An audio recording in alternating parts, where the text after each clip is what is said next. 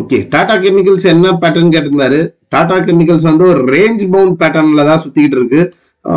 கிளீனா ஒரு resistance and then ஒரு சப்போர்ட். இப்போ ஒரு வீக்லி டைம் ஃப்ரேம்ல வச்சு பாத்தீங்கன்னா உங்களுக்கு தெரியும் இது என்ன பேட்டர்ன். கிளீனா ரேஞ்ச் பவுண்ட் மார்க்கெட்ல தான் போயிட்டு இருக்கு. நல்ல ஒரு செல்லிங் ட்ரிகர்ட் ஆகி வந்துட்டு இருக்கு. இந்த இதெல்லாம் தான் ட்ராப். நல்ல ஒரு வால்யூமா ஒரு கேண்டல் வைக்கிற மாதிரி வச்சு ஏத்துற மாதிரி இந்த இதுல எத்தனை பேர் போய் மாத்தினாங்கன்னு தெரியல. ஏத்திட்டு மறுபடியும் இறக்குறாங்க. சப்போர்ட்ல வந்து ஒரு பேட்டர்ன் கன்ஃபர்மேஷன் ஏதாவது கொடுக்கணும். என்ன சொல்றது, ஒரு மார்னிங் ஸ்டார், நல்ல பைக் உண்டான கேண்டல்ஸ், அது மாதிரி ஏதாவது கிடைச்சா பை பண்ணணுமே கண்டி வந்த உடனே பை பண்றது முட்டாள்தனம். இந்த லோல கிளீனா இங்க வந்து சப்போர்ட் அண்ட் ரெசிஸ்டன்ஸ் எதுன்னு நம்மளுக்கு தெரிஞ்சிருக்கு, தெரியுங்களா? இது மாதிரி ஒரு கன்சால்டேட் போகும்போது இந்த லோ கிடைக்குதா, இந்த லோல நான் ஒரு அட்டெம்ப்ட் எடுக்கிறேன், இந்த லோவை உடைச்சா அடுத்து இந்த லோக்கு வரும்னுட்டு சேம் இதே மாதிரி ஒரு கன்சால்டேஷன் ஜோன் தான் மேல ஃபார்ம் பண்ணிட்டு இருக்கிறாங்க. அப்போ நம்ம என்ன பண்ணணும், இந்த கன்சால்டேஷன்ல இருந்து சப்போர்ட்டுக்கு வரணும். மைனர் ட்ரெண்டை வந்து உடைச்சு இங்க வந்ததுன்னா சரியான ஒரு பையிங் கூட்டான ஜோனா இருக்கும். 785 வாங்கறதுக்கு முடிவு பண்ணீங்கன்னா நல்ல அண்டர் வேல்யூ ஆகணும், கரெக்ஷன் ஆகணும், அப்பதான் நம்ம பை பண்ணணும். போயிட்டு வந்து மேல உடைச்சிரும், இந்த இடத்துல ஸ்கை ராக்கெட் ஆயிடும் அப்படின்னுட்டுலாம் போய் நியூஸ் பேஸ்ல தான் ட்ரேட் பண்ணணும்னா மாட்டிப்போம். அப்போ எத்தனை பேர் இந்த இடத்துல இருந்து இங்க இருந்து மார்க்கெட்டை தூக்கிட்டு போனாங்கன்னா இங்க ரெசிஸ்டன்ஸ் இருக்குன்னா அந்த ரெசிஸ்டன்ஸ்ல ப்ராஃபிட் கட் பண்ணிருக்கணும். ஃபர்தரா கரெக்ஷன் வந்திருக்கு, நீங்க பை பண்ணணும்னு நினைச்சீங்கன்னா இந்த இடத்துல ஒரு அட்டெம்ப்ட் எடுங்க. செகண்ட் லெவலா இங்க அட்டெம்ப்ட் எடுங்க, இங்க ஸ்டாப் லாஸா வச்சுக்கோங்க. ஏன்னா ஃபர்தரா உடச்சு ரீடெஸ்ட் ஆச்சுன்னா ஃபர்தரா கீழே வரும். அதனால நம்மளுடைய ஸ்டாப் லாஸ் ஜோனா 780 வச்சுட்டு இந்த இடத்துல A1 அக்குமுலேஷன் 1 அக்குமுலேஷன் 2 அப்படின்ட்டு மூவ் பண்றதா இருந்தா தாராளமா இந்த ஸ்டாக்குக்கு ஓகே அப்படின்றது தான் சொல்லலாம். ஓகே, எஸ்ஜே வந்து கிளீன் அப் ட்ரெண்ட். இந்த ஸ்டாக்களை நம்ம எந்த ரேஞ்சில் பிடிக்க சொன்னோம் ஞாபகம் இருக்குங்களா? என்னுடைய வீடியோஸை பழைய வீடியோஸ் இப்போ புரட்டி போட்டு பாருங்க. நம்ம கிளீனா வந்து மார்க்கெட் பிரேக் அவுட் ஆயிட்டு ரீடெஸ்ட் வந்தது. அப்போ இந்த ரீடெஸ்ட்ல இந்த ஒரு 35 ரூபாயில பை பண்ண சொன்னோம். எனது இந்த இடத்துல பைக்கான ரெக்கமெண்டேஷன் கொடுத்தோம். அப்ப அந்த பைக் உண்டான ரெக்கமெண்டேஷன்ல இருந்து இந்த ஸ்டாக் என்ன பர்ஃபார்மன்ஸ் பண்ணிருக்கு, அப்போ எந்த இடத்துல வாங்கணும்ன்றது தான் இங்க புத்திசாலித்தனம். அந்த இடம் தெரியாம தவிச்சிங்கன்னா அவ்வளவுதான், ஒண்ணுமே பண்ண முடியாது. இங்க வந்து 350% ஆஃப் ரிட்டர்ன்ஸை கொடுத்துச்சு. ஃபர்தரா இங்க இருந்து கரெக்ஷன் வரணும். இந்த கரெக்ஷன் வந்து நான் ஒரு 108 ஆம்புலன்ஸுக்கு வருதான்னு பார்ப்போம். ஆம்புலன்ஸ் வந்துச்சுன்னா வாங்கி போடுவோம். அங்க வந்த உடனே வாங்கிடலாமா, அங்கேயும் ஒரு பைக் உண்டான சிக்னல் ஏதாவது கிடைக்கணும். சும்மா வந்துட்டு பை பண்ணிக்கிட்டு இருக்க கூடாது. இல்ல அந்த இடத்துல பை பண்றீங்கன்னா ஸ்டாப் லாஸா வச்சுக்கணும். நம்ம இந்த இடத்துல வந்து ப்ராஃபிட் புக்கிங் ஜோன். நம்ம இங்க கூட நீங்க வாங்கிருக்கலாம், தப்பே கிடையாது. ஒரு சப்போர்ட்ல இருந்து மார்க்கெட் மூவ் ஆகுதுன்னுட்டு இந்த இடத்துல போயிட்டு செல் ஆகுதுன்னும் போது எக்ஸிட் பண்ணிட்டு வெளியே வரணும். அந்த ரிட்டர்ன்ஸை ஹார்வெஸ்ட் பண்ணுங்க அப்படின்றதான் சொல்லணும். நம்ம இங்க பை எடுத்தோம்னா இவ்வளவு தூரம் போயிருக்கும். ஒரு 35,000 ரூபாய்க்கு போட்டு ஒரு 1000 ஸ்டாக் வாங்கியிருப்பீங்க. இங்க வந்து கேபிட்டல் டபுள் ஆயிடுச்சு. இந்த கேபிட்டல் டபுள் ஆன இடத்துல உங்களுடைய இன்வெஸ்ட்மெண்ட் அமௌண்ட்டை வெளியே எடுத்துட்டு இருந்தீங்கன்னா, இன்வெஸ்ட்மெண்ட் அமௌண்ட் டோட்டலா நான் க்ளோஸ் பண்ண சொல்லல, இன்வெஸ்ட்மெண்ட் அமௌண்ட் வெளியே எடுத்திருந்தீங்கன்னா கிட்டத்தட்ட 500 ஸ்டாக் ஆகுது உங்க கையில இருந்திருக்கும். அதாவது ஒரு கேபிட்டல்ல 500 ஸ்டாக். இந்த 500 ஸ்டாக் என்ன பர்சன்டேஜ் ஆஃப் ரிட்டர்ன்ஸ் கொடுத்துருக்கு?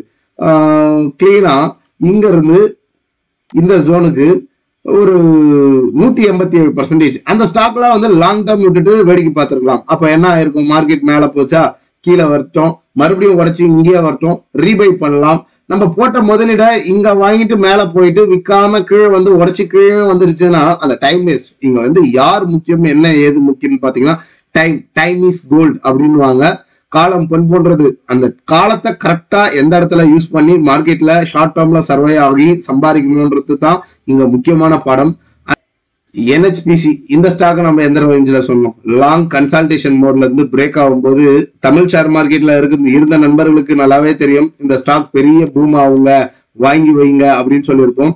அப்போ இந்த ஜோன்ல வந்து கிளீனா ரெசிஸ்டன்ஸை டச் அடிச்சுட்டு சப்போர்ட் வந்தது. சப்போர்ட்ல இருந்து இங்க மேல ரீடெஸ்ட் ஆயிட்டு கீழே வரும்போது நான் எந்த ஜோன்ல பைக்கால் ரெக்கமெண்டேஷன் கொடுத்தேன் அன்னைக்கு நான் எப்ப சொன்னேன். அப்போ ஒரு ட்ரெண்டிங் மார்க்கெட்ல தான் போயிட்டு இருக்கு. இந்த ஸ்டாக் வந்து கிளீனா சப்போர்ட்டுக்கு வந்திருக்கு. பிரேக் அவுட் ஆயிட்டு மறுபடியும் ரீடெஸ்ட் வரும்போது இந்த இடத்துல என்ன கேண்டல் ஃபார்மேஷன் வந்துச்சு, நல்ல ஒரு பைக் உண்டான கேண்டல் ஃபார்மேஷன் வந்துச்சு. உடனே மார்க்கெட்டை என்ன பண்ணாங்க, மார்க்கெட் அதுக்கப்புறமேட்டுக்கா ஸ்கை ராக்கெட். அப்ப நம்ம இங்க என்ட்ரி போட்டு கீழே ஸ்டாப் லாஸ் வச்சிருந்தா அப்போ நம்மளுடைய பர்சன்டேஜ் ஆஃப் ரிட்டர்ன்ஸ் என்ன கிடைச்சிருக்கு, கிட்டத்தட்ட ஒரு 300% ஆஃப் ரிட்டர்ன்ஸ் கிடைச்சிருக்கு. அப்போ இங்க இருந்து இந்த நம்மளுடைய கேபிட்டல்ல டபுள் ஆகுதா, இல்ல டீசென்ட் ரிட்டர்ன்ஸ் கிடைக்குதா, ஷார்ட் டேர்ம் ரிட்டர்ன்ஸ் ஒரு 64% கிடைக்குதா. 1 லட்சம் ரூபாய் போட்டீங்கன்னா 64,000 லாபம் வருது. அந்த லாபத்தை மட்டும் உள்ள விட்டுட்டு 10,000 ரூபாய் போடுங்க, ₹6400 லாபங்க. அந்த ₹6400 உண்டான குவான்டிட்டிஸை மேல விட்டுட்டு கீழே வந்து ரீபை பண்ணி பாருங்க. Multiple times of entry and எக்ஸிட்டா பண்ணி பாருங்க. கரெக்டான என்ட்ரி கரெக்டான எக்ஸிட்டா பண்ணீங்கன்னா உங்களுக்கு கேபிட்டல் டபுள் இந்த ட்ரிபிள்ன்ற பேச்சுலாம் எங்க இல்ல. 4 times 5 times எல்லாம் நல்ல ஸ்டாக்ல கரெக்டான ட்ரெண்டிங் ஸ்டாக்ல பிடிச்சிங்கன்னா 4-5 times ஆஃப் ரிட்டர்ன்ஸ் எல்லாம் எடுத்துட்டு போயிட்டே இருக்கலாம் அப்படின்றது தான் சொல்லலாம். இப்போ இந்த ஸ்டாக் வந்து ஓவர் வேலிடு, இங்க இருந்து தூக்கிட்டு போயிட்டாங்க. ப்ராஃபிட் புக்கிங் உண்டான லெவல்ஸ் வருமா?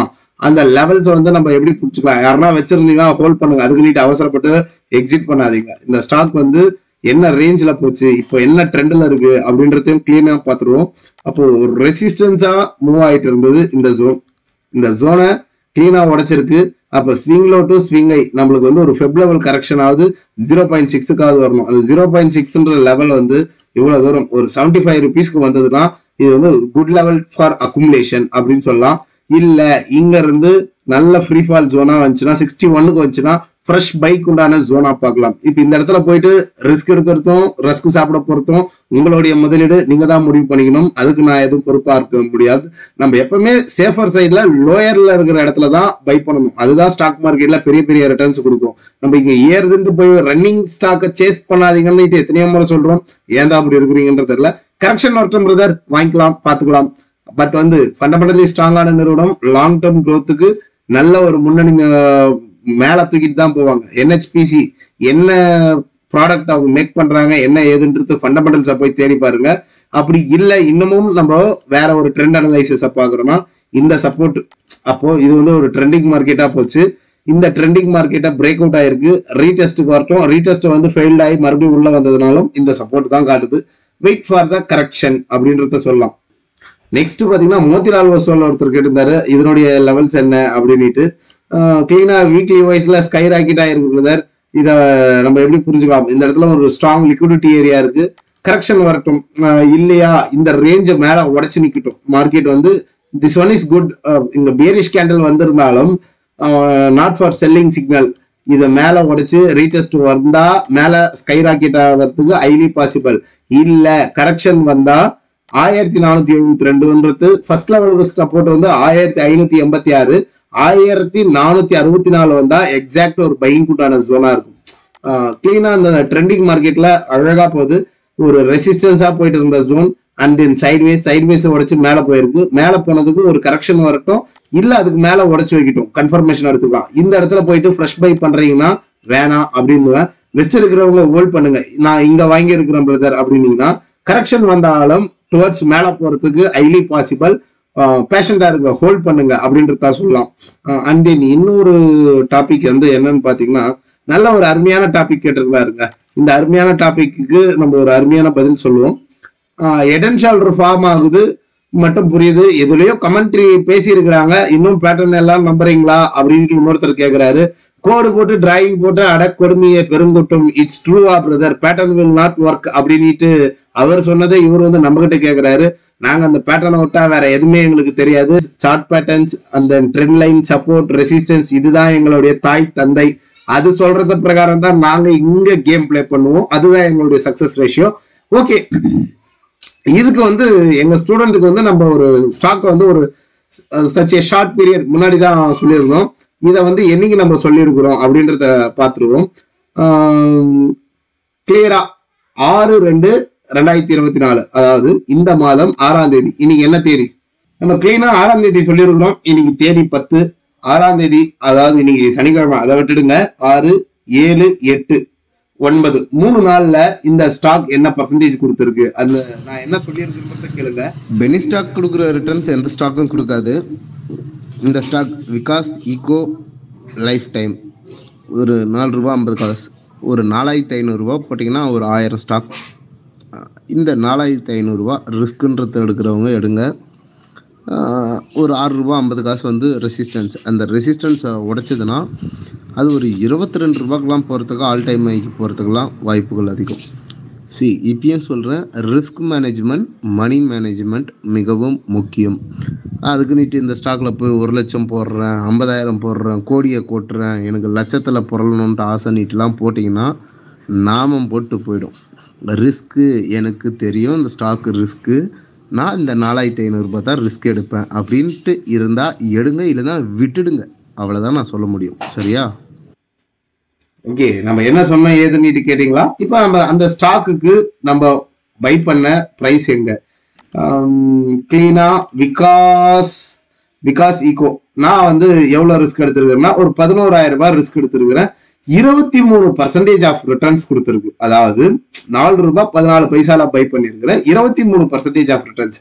நான் ஒரு 50% ஆஃப் ரிட்டர்ன்ஸோ இல்ல ஒரு 100% ஆஃப் ரிட்டர்ன்ஸோ ஷார்ட் டேர்ம் ரிட்டர்ன்ஸ் எனக்கு எந்த லெவலுக்கு ரெசிஸ்டன்ஸ்ன்றது எனக்கு தெரியும். அந்த ரெசிஸ்டன்ஸ் வந்துருச்சுன்னா நான் என்ன பண்ணுவேன், என்னுடைய கேபிட்டலை வைட் பண்ணிட்டு ப்ராஃபிட்டை உள்ள விட்டு வந்துருவேன். இது மாதிரி பென்னி ஸ்டாக்ல போய் ரிஸ்க் எடுக்கணும்னா எங்க எவ்வளவு எடுக்கணுமோ அவ்வளவுதான் எடுக்கணும். அப்ப இங்க டெக்னிக்கல்ஸ் வேலை செய்யாம போச்சா, அவங்க சொன்ன கோடு ரோடு எல்லாம் இங்க வேலை செய்யாம போச்சா, அப்ப எப்படி நாங்க சம்பாதிக்கணும்? புரியுதுங்களா? அப்ப எப்படி நம்ம சம்பாதிக்கணும்? அந்த டெக்னிக்கல்ஸ் இல்லாம எப்படி வந்து இந்த ஸ்டாக்கை எங்களால பிக் பண்ண முடியுது, அவ்வளவு எக்ஸாக்டா என்னால சொல்ல முடிஞ்சது.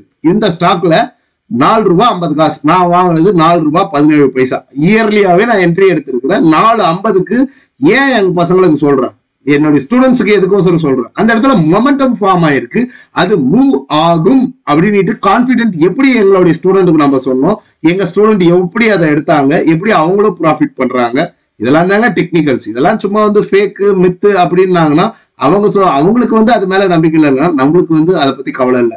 நம்மளுடைய ஸ்ட்ரென்த் என்னன்றது நம்மளுக்கு தெரியும். நம்மளுடைய ஸ்ட்ரென்த்ல தான் நான் பிளே பண்ணுவேன். என்னுடைய ஸ்ட்ரென்த் டெக்னிக்கல்ஸ் மட்டும்தான்.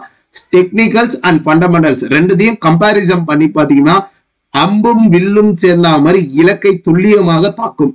என்னது, டெக்னிக்கல்ஸும் அங்க முக்கியம், ஃபண்டமெண்டல்ஸும் முக்கியம். இது ரெண்டுத்தையும் கரெக்டா உங்களால இருசேரு கூட்டுக்கலவையா ஆட ஆரம்பிச்சீங்கன்னா வெச்சா குறி தப்பாம உங்க டார்கெட் அடிக்க முடியும். அதுக்கிட்ட தப்பாம இருக்காது. தப்புச்சுன்னா ஸ்டாப் லாஸ்ன்ற தாரக மந்திரம். இதெல்லாம் தான் டெக்னிக்கல்ஸுக்கு ஸ்ட்ரென்தன் பண்ணி கொடுத்து உங்களுடைய மார்க்கெட்ல ரெவென்யூவை பூஸ்ட் அப் பண்ணி கொடுக்கும். சப்ஸ்கிரைப் பண்ணி விடுங்க. அண்ட் தென் டெக்னிக்கல் கிளாஸஸ் வந்து எப்ப என்ன ஏதுன்னு கேட்டிருந்தீங்க, அதுக்குண்டான அனௌன்சேஷனும் கொடுத்துடலாம். கமிங் 2nd March வந்து கிளாஸஸ் ஸ்டார்ட் ஆகுது. Every Saturday and Sunday 12th batches classes start ஆகுது. நோ மோர் ரெக்கார்டிங் கிளாஸஸ் கிடையாதுன்றது. டைரக்ட் கிளாஸஸ் தான், ஆன்லைன் கிளாஸஸ் தான், வியா கூகுள் மீட் தான். 8 செஷன் நீங்க வந்து டைம் ஸ்பெண்ட் பண்ணி தான் ஆகணும். இதுக்குண்டான ஃபீஸ் என்ன ஏதுன்னு பாத்தீங்கன்னா 3000 ரூபீ ஃபீ. இந்த ஃபீயை பே பண்ணக்கூடிய நண்பர்கள் என்னுடைய வாட்ஸ்அப் அண்ட் ஜிபே நம்பர் இதுதான். பேமெண்ட்டை போட்டுட்டு ஸ்கிரீன்ஷாட்டை சென்ட் பண்ணி விடுங்க. உங்களுக்கு உண்டான குரூப்ஸ் கிரியேட் பண்ணிட்டு ஸ்டாக்ஸ் ரெக்கமெண்டேஷன் கிடைக்கும். அண்ட் தென் கிளாஸஸ் என்னென்ன தேதிக்கு என்னென்ன போகும் அப்படின்றத டீட்டெயில்டா உங்களுக்கு டெக்ஸ்ட் பண்ணி அனுப்பிச்சு விட்டுருவேன். உங்களுக்கு ஜாயின் பண்ணணும், ப்ராப்பரா லேர்ன் பண்ணணும் அப்படின்ட்டு விருப்பம் இருக்கிறவங்க தாராளமா கிளாஸஸ்குள்ள வருவாங்க. மற்றும் ஒரு பதிவில் உங்களை சந்திக்கிறேன். நன்றி, வணக்கம். பார்க்கக்கூடிய நண்பர்கள் ஒரு லைக்கை தட்டி விடுங்க, மறக்காம சப்ஸ்கிரைப் பண்ணி விடுங்க. மற்றும் நம்மளுடைய ஃப்ரெண்ட் சர்க்கிளுக்கு சேனல்ல சொல்லுங்க. நன்றி, வணக்கம்.